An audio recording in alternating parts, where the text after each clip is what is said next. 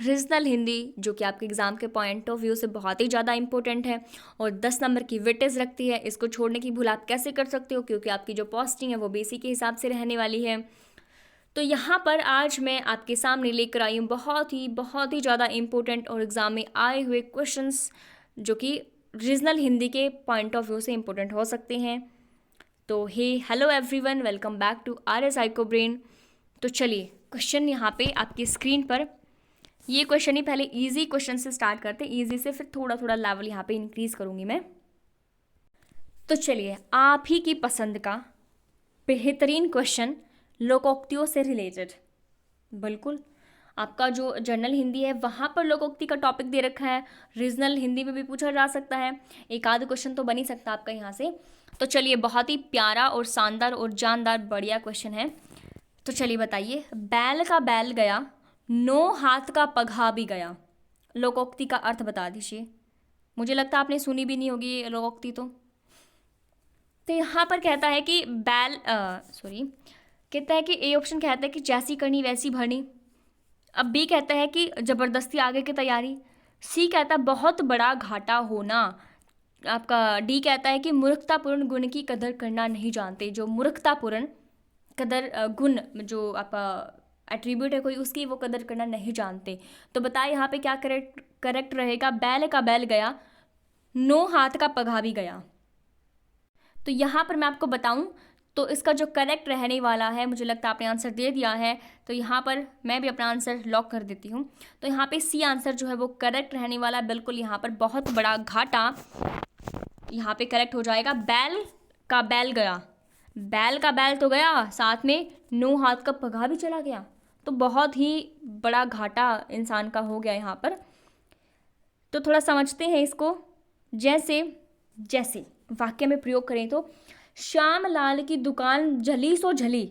दुकान जल गई, कोई बात नहीं, जल गई, लेकिन उसके साथ जो 2 साल का एग्रीमेंट करा था वो भी जलकर खाक हो गया। तो बताओ यहाँ पर भारी घाटा हुआ कि नहीं हुआ? हुआ ना। तो यही। अब जो और लोकोक्ति आपकी दे रखी है आपके ऑप्शन में, वहाँ पर जैसे लिखा है कि पहला जो ऑप्शन था आपका, जैसी करनी वैसी भरनी, ये तो इजी है, आप कर लोगे इसको। तो जैसी करनी वैसी ही भरनी होता है कि कार्य के अनुसार परिणाम। अब जैसी आप मेहनत करोगे EMRS के एग्ज़ाम में, वैसा ही आपको रिजल्ट मिलने वाला है। वैसा ही आप एग्ज़ाम में बैठ के आप अटैम्प्ट कर पाओगे। तो जैसी करनी वैसी भरनी, जैसा आप कार्य करोगे, जैसी आप मेहनत करोगे, वैसे आपको रिजल्ट मिलेंगे। और अगर आप आर साइको ब्रेन से जुड़े हो तो बहुत ही पॉजिटिव रिजल्ट मिलेंगे, बिल्कुल मिलेंगे। चलिए, अब वाक्य में प्रयोग तो आप खुद ही कर लीजिएगा। यहाँ पर वाक्य में प्रयोग दिए गए हैं, PDF मिल जाएगी, कहाँ पर मिलेगी बता देती हूँ एक बार। आर्य, और ये आपका साइको, और ये आपका ब्रेन, ये है आपका टेलीग्राम चैनल, यहाँ पर मिल जाएगी। और आपका लिंक वगैरह सारे के सारे जो क्लासेस हो रखी हैं उनके लिंक भी आपको डिस्क्रिप्शन में मिलेंगे। चलिए, अगर अगले मुहावरे की बात करूँ तो अगला मुहावरा आपका कहता है कि मार मार कर हकीम बनाना। मार मार कर क्या बना दिया? हकीम बना दिया। तो जबरदस्ती आगे की तैयारी, इच्छा नहीं है लेकिन जबरदस्ती आगे की तैयारी करा रही हैं। आपका कहते हैं कि बंदर का स्वाद, आपने ये सुना होगा, अदरक क्या जाने बंदर का स्वाद। ये आपकी लाइन तो बहुत ही ज़्यादा चर्चित है ना, बंदर क्या जाने अदरक का स्वाद। तो यहाँ पे बंदर का स्वाद यहाँ पे मतलब है कि मूर्खतापूर्ण गुण की कदर करना नहीं जानते। यहाँ पे कुछ मिसिंग हो रखा है, एक मिनट रुको। देखो, यहाँ पर आपका जो 4th ऑप्शन दिया है, यहाँ पर लिखा है कि मूर्खतापूर्ण गुण की कदर करना नहीं जानते, और यहाँ पर ये क्या कह रहे हैं कि बंदर का स्वाद। तो यहाँ पर वो ऊपर थोड़ा सा टाइपिंग एरर होगी यहाँ पे। तो बंदर का स्वाद जो है इसका है ये। चलिए, अगला क्वेश्चन जो है, अगला क्वेश्चन मैं आपको कराने वाली हूँ यहाँ पर। ये बताओ आप अगला क्वेश्चन, और ये PYQ है सारे, तो थोड़ा ध्यान से।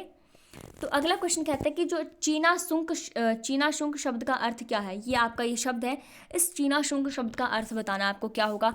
तंतु है, रेणु है, रेशम वस्त्र है, या फिर चीनी मिट्टी है। ये 4 ऑप्शन बहुत ही प्यारे वाले ऑप्शन आपके सामने दिए गए हैं। बताओ यहाँ पे क्या करेक्ट रहेगा। तंतु है, रेणु है, रेशम वस्त्र है, चीनी मिट्टी है।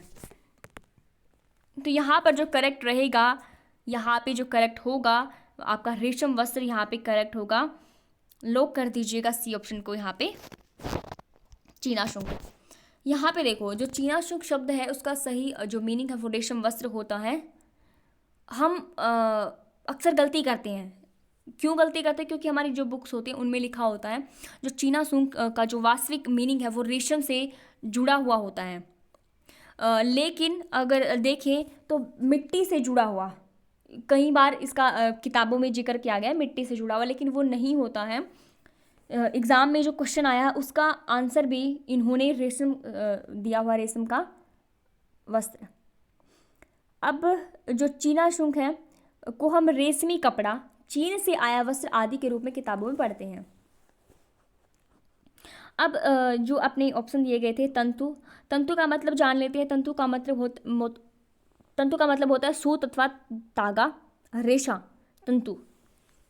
अब रेणु का मतलब होता है जी धूल और रेत। और चीनी मिट्टी का यहाँ पे मतलब होता है कि एक सफ़ेद मिट्टी होती है जिसे पका कर आप बर्तन या खिलौने बनाते हो। चीनी मिट्टी से बनते हैं आपके बर्तन या खिलौने। चलिए, ये क्वेश्चन भी आपका हो गया। अगला क्वेश्चन, चलिए इस क्वेश्चन को बताइएगा। भारतोपीय जो भाषा परिवार है वो किस परिवार का विभाजन है? ऑप्शन दिए गए हैं, अफ्रीकी एशियाई भाषा परिवार, हिंद आर्य भाषा परिवार, द्रविड़ परिवार भाषा और अंडमानी भाषा परिवार। तो यहाँ पे बताइएगा क्या करेक्ट हो जाएगा। बहुत ही इंपॉर्टेंट क्वेश्चन, बार बार एग्जाम में पूछा गया क्वेश्चन है ये।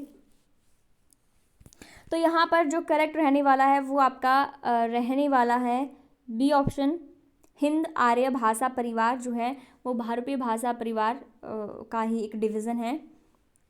तो यहाँ पर जो आर्य भाषा परिवार, इसमें कौन कौन सी भाषाएं आ जाती है? इसमें आपकी हिंदी, पंजाबी और गुजराती। कौन कौन सी आती है जी? हिंदी और पंजाबी और आपकी गुजराती यहाँ पे आएंगी। और अगर मैं जो द्रविड़ भाषा परिवार की बात करूँ तो यहाँ पर आपकी रहने वाली है तमिल, तेलुगु और आपकी कन्नड़ और आपकी मलयालम। ये आपकी द्रविड़ भाषा परिवार में है। और आपके जो आस्ट्रिक जो भाषा परिवार है उसमें आपके मुंडा, खासी और संथाली ये भाषाएं रहेंगी। यहाँ पे एक्सप्लेनेशन भी दी गई है कि जो हिंद आर्य भाषा परिवार है वो भारत का सबसे बड़ा भाषा परिवार है। इस लाइन से भी क्वेश्चन पूछा गया है कि भारत जो भाषा परिवार है उसका सबसे बड़ा जो भाषा परिवार आपको बताना है। तो हिंद आर्य जो है भाषा परिवार वो भारत का सबसे बड़ा भाषा परिवार है। इसमें आपके जो भारत के दो जो तत्व हैं उनसे अधिक जनसंख्या जो है हिंद आर्य भाषा परिवार की कोई ना कोई भाषा जो है अलग अलग यहाँ पे प्रयोग करी जाती है। इसमें मेनली यूज़ करी जाती है संस्कृत। क्या यूज़ की जाती है? संस्कृत। और उत्तर भारत में बोली जाने वाली जो अन्य भाषाएं हैं वो हिंदी है, उर्दू है, मराठी है, नेपाली है, ऑस्ट्रिया है, गुजराती है, आठवीं डोंगरी, पंजाबी, उड़िया, असमिया, मैथिली, भोजपुरी, मारवी, गढ़वाली, कोंकणी, ये सारी भाषाएं यहाँ पे हैं। उसके बाद अफ्रीकी जो एशियाई भाषा परिवार है, क्या है अफ्रीकी एशियाई भाषा परिवार? इसमें प्रमुख समुद्रों में आरामदायक जो असेरी, सुमेरी, अकादी, कनाही वगैरह इसमें शामिल है ये। उसके बाद जो द्रविड़ भाषा परिवार है इसमें आपका जो द्रविड़ भाषा परिवार दक्षिण भारत की कई नदियों का समूह है। इसमें आपकी जो भाषाएं बोली जाती है वो बोली जाती है जी तमिल, कन्नड़, मलयालम, तेलुगु, ये भाषाएं बोली जाती है। ये बहुत ही ज़्यादा इम्पोर्टेंट है। उसके बाद हाँ, यहाँ पे ये चीज़ ध्यान दो इस पर। ये कहते हैं कि ये सारी जो भाषाएं हैं यहाँ पे देखो, इनमें से सबसे जो पुरानी भाषा है वो आपकी तमिल भाषा है और इसको क्लासिकल लैंग्वेज का दर्जा भी दिया गया है। तो बताइएगा कौन से सन में इसको क्लासिकल लैंग्वेज का दर्जा दिया गया है? मैंने आपको जनरल अवेयरनेस में पढ़ाया है क्लासिकल लैंग्वेज में। उसके बाद यहाँ पर जो अंडमानी भाषा परिवार है ये भी इम्पोर्टेंट है। ये इसलिए इम्पोर्टेंट है क्योंकि भारत का सबसे छोटा भाषा परिवार है और इसके जो अंतर्गत अंडमान निकोबार द्वीप समूह की सारी भाषाएं आती है। किसकी आती है? जो अंडमान निकोबार की।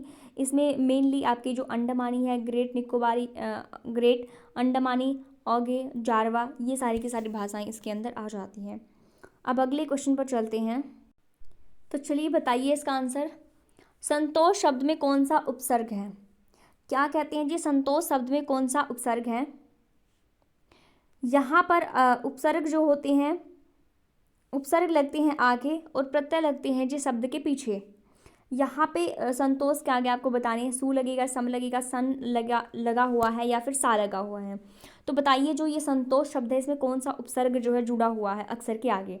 आपको ये मेक श्योर कर लेना है कि जो शब्द पीछे बचेगा वो एक sense they, meaning they, proper उसका अर्थ हो। तो यहाँ पर सू प्लस तोस है, सम प्लस तोस है, या फिर सन प्लस तोस है, या फिर सा प्लस तोस है। तो बताएं यहाँ पे क्या करेक्ट हो जाएगा। यहाँ पर जो आपका करेक्ट रहने वाला है वो आपका रहने वाला है सम प्लस तोस से मिलकर बनता है संतोष। यहाँ पर जो आपका सम है वो उपसर्ग हो जाएगा। चलिए अब आपका एक लास्ट क्वेश्चन और बहुत ही बेहतरीन शानदार क्वेश्चन और बार बार एग्जाम में पूछा हुआ क्वेश्चन है ये। तो धूमिल की कविताओं का संगत वर्ग कौन सा है। कहने का मतलब कि जो धूमिल है इन्होंने जो कविताएं लिखी है वो कौन कौन सी कविताएं लिखी हैं वो आपको बतानी है। आपका यहाँ पे जो मोतीराम है, रोटी और संसद है, अकाल दर्शन है, नक्सलवाड़ी है। दूसरा कहता है कि मोती नहीं, आपका जो मोतीराम, शासन की बंदूक, अकाल दर्शन, रोटी और संसद। सी कहते हैं कि रोटी और संसद, शासन की बंदूक, नक्सलवाड़ी, सतपुड़ा के जंगल। डी कहता है नक्सलवाड़ी, रोटी, रोटी और संसद और मोचीराम, नॉट मोतीराम, मोचीराम है यहाँ पर। तो बताएं यहाँ पे क्या करेक्ट रहेगा। तो यहाँ पर जब का करेक्ट रहने वाला है वो आपका ए ऑप्शन यहाँ पे करेक्ट रहेगा। मोचीराम, रोटी और संसद, अकाल दर्शन और नक्सलवाड़ी इनके धूमिल के द्वारा लिखी हुई कविताएं हैं ये। और ये जो कवि हैं वो समकालीन कविता के दौर के कवि हैं। पूरा नाम जो है इनका वो है आपका सुदामा पांडे धूमिल। क्या है जी, सुदामा पांडे धूमिल जो है इनका पूरा नाम है। और ये बहुत ही ज़्यादा इम्पोर्टेंट है। ये इनके 3 जो काव्य संग्रह हैं वो प्रकाशित हुए थे। संसद से सड़क तक कब प्रकाशित हुआ था, ये 1972 में हुआ था। और कल सुनना मुझे ये आपका 1976 में। और सुदामा पांडे का प्रजातंत्र जो है वो 1984 में ये प्रकाशित हुआ है।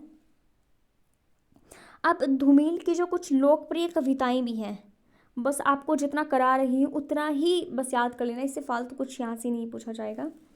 तो इसकी जो सबसे जो फेमस कविताएं हैं वो आपका जो मोचीराम है, 20 साल बाद, पटकथा, रोटी और संसद, लोहे का स्वाद, ये इसकी सबसे फेमस कविताएं हैं। उसके बाद जो नागार्जुन है, नागार्जुन ने भी अपना कंट्रीब्यूशन दिया है, बिल्कुल ये क्यों नहीं देंगे। तो यहाँ पर इन्होंने जो लिखा है वो युगधारा है, सतरंगे पंखों वाली है, प्यासी पथराई आंखें 1962 में लिखी है, तालाब की मछलियाँ 1974 में लिखी है, तुमने कहा था तुम एग्ज़ाम क्रैक करोगे, तो ये इन्होंने 1980 में लिखी है।